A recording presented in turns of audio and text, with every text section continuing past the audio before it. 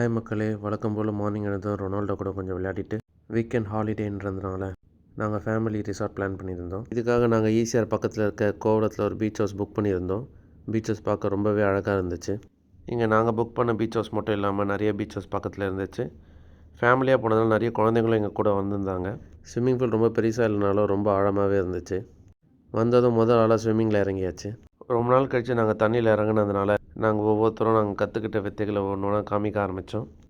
நம்ம அண்ணனை மாதிரி ஃப்ரெண்டை வெடிக்க பல வாட்டி ட்ரை பண்ணேன். ரொம்ப வாட்டி ட்ரை பண்ணி கடைசியாக ஒரு வாட்டி சரியாக வந்துடுச்சு. இது மட்டும் இல்லாமல் நம்மளுக்கு தெரிஞ்ச சில வித்தைகளை எக்ஸ்ப்ளோர் பண்ணி பார்த்தேன். அதுவுமே இங்கே சரியாக வந்துடுச்சு. அடுத்த நாள் மார்னிங் நாங்கள் சீக்கிரம் எழுந்ததும் பக்கத்தில் இருக்க கோவளம் பீச்சுக்கு நாங்கள் கிளம்பி போயிருந்தோம். அங்கே நிறைய பேர் சர்ஃப் பண்ணுறதுக்காக மார்னிங் கிளம்பி வந்திருந்தாங்க.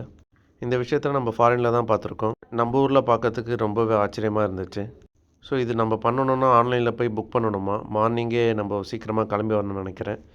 1.5 ஹவருக்கு 1500 சொல்லியிருந்தாங்க இனிஷியல் பேமெண்ட்டு. நான் நெக்ஸ்ட் டைம் ஃப்ரெண்ட்ஸோடு வரும்போது இதை எக்ஸ்ப்ளோர் பண்ணலான்னு நினைக்கிறேன். சர்ஃபிங் ஆக்டிவிட்டிக்காக வெயிட் பண்ணுறவங்க பக்கத்தில் வந்து ஃபுட்பால் ஆடிட்டு இருந்தாங்க. இந்த விஷயங்கள்லாம் பார்க்கும்போது 4 வருஷம் முன்னாடி நான் ஃபுட்பால் ஆனதான் ஞாபகம் வந்துச்சு. அந்த ஃபுட்பால் தண்ணி பட்டதுனால வெயிட் ஆகி கொஞ்ச நாள்லேயே வெடிச்சிடுச்சு. கிளைமேட் ரொம்ப ஃப்ரெஷ்ஷாக இருந்ததுனால நானும் பீச்சில் இறங்கி விளையாட ஆரம்பிச்சிட்டேன். சீ வேவ்ஸ்லாம் ரொம்ப அதிகமாக இருந்ததுனால ரிஸ்க் எடுத்து நல்லா உள்ளே போக விரும்பலை. நம்மளால் முடிஞ்ச அளவுக்கு சேஃபரான பிளேஸ் வரைக்கும் உள்ளே போய் நான் ஜாலியாக என்ஜாய் பண்ணி கொஞ்சம் நேரம் குளியலை போட்டேன். குளியலை போட்டு முடித்ததும் நம்ம ஏற்கனவே பார்த்த சர்ஃபிங் டீம் கயாக் போட்டிங் கிளாஸஸும் ப்ரொவைட் பண்ணுறாங்க போல். இந்த கிளாஸஸ் அட்டன் பண்ணுறதுக்கும் நிறைய பேர் வந்திருந்தாங்க. சொல்லப்போனால் சர்ஃபிங்கை விட இதுக்கு தான் நிறைய பேர் வந்திருந்தாங்க. எனக்குமே சர்ஃபிங்கை விட கயாக்கு தான் ரொம்ப பிடிச்சிருந்தது.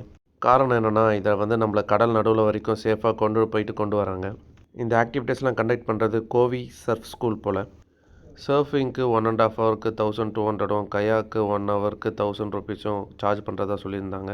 இந்த அட்வென்ச்சரஸ் ஆக்டிவிட்டீஸில் நீங்களும் பார்ட்டிசிபேட் பண்ணணுன்னா நீங்கள் அவங்க வெப்சைட்டில் போய்ட்டு ஆன்லைனில் புக் பண்ணிக்கோங்க.